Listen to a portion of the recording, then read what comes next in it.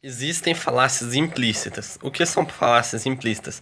São aquelas falácias que a pessoa não fala num raciocínio bem estruturado linguisticamente ali na fala. Mas ela quer dar a entender aquilo. Se ela falasse explicitamente, seria muito mais fácil refutá-la ou mandar ela provar alguma de suas premissas. Mas como ela fala implicitamente, fica difícil refutá-la. Mas ela não é por isso ela está certa. Então, pessoas que estão erradas, em vez de falar falácias explícitas, que são fáceis de refutá-las ou de mostrar que tem alguma premissa errada para mostrar que essa pessoa está errada, então você não consegue fazer isso porque a falácia não está explícita. Então você que está certo tem dificuldade de mostrar que está certo. Então é um jogo de desonestidade intelectual onde a pessoa que está errada fala de uma maneira implícita para transformar em difícil de se mostrar que ela está errada. Ou seja, ela quer parecer estar certa mesmo estando errada. E eu vou dar um exemplo aqui. Eu vou dar um exemplo mostrando um raciocínio explícito para depois eu falar do implícito. O que seria o raciocínio explícito que as pessoas não fazem porque se fizessem ia ser muito fácil mostrar que elas estão erradas? É isso aqui.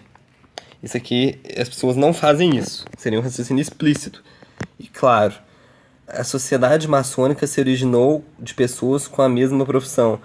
Engenheiros ou pedreiros, sei lá, eu não sei se é engenheiro, pedreiro, mas tem a ver com construção civil, eu sei disso.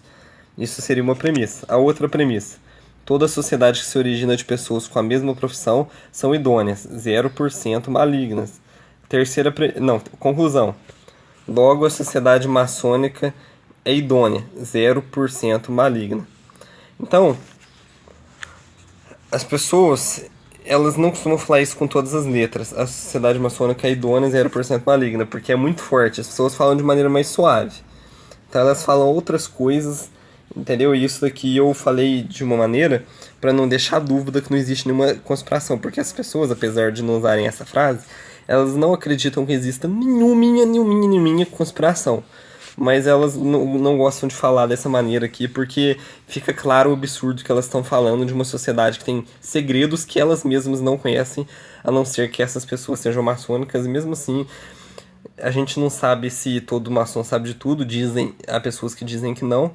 Eu nunca estive lá dentro para saber. Então, só estou falando assim, o raciocínio, mas sem afirmar nada, já que eu não posso provar. Então vamos lá. As pessoas não falam isso aqui dessa maneira, que é claro. Seria muito fácil eu mostrar que isso está errado. Como que eu ia mostrar que isso está errado? Eu ia mandar a pessoa provar essa segunda premissa aqui, ó. Toda sociedade que se originou de pessoas com a mesma profissão são idôneas, 0% malignas. A pessoa não ia conseguir provar isso, eu tenho certeza que não. Se alguém consegue, prova nos comentários você tem que provar para mim. Você não tem que me dar exemplos de sociedades idôneas, não. Não é isso que você tem que fazer.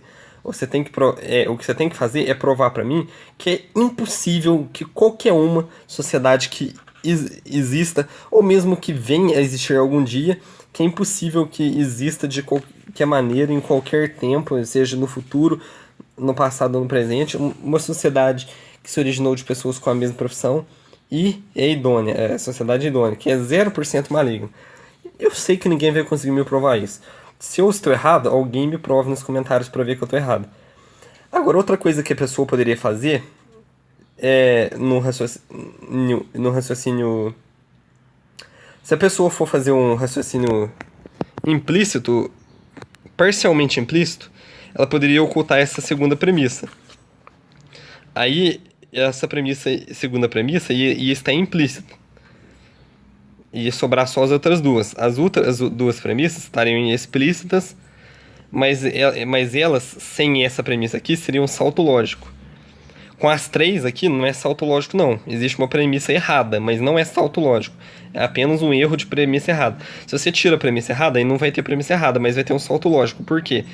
Porque sem essa segunda premissa, você não tem como você fazer essa conclusão. Essa conclusão a partir só dessa premissa seria um salto lógico, porque essa conclusão não pode ser tirada dessa premissa. É impossível fazer isso. Agora, quando você tem as duas, já é possível, mas essa premissa é errada.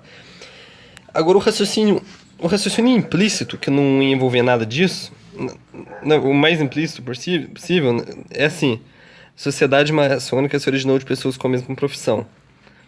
Na verdade, não é que a pessoa não ia falar nada. Se a pessoa não falar nada, como é que ela tá sendo implícita? Ela só não tá falando, ela tá quieta, né? Ela tá muda.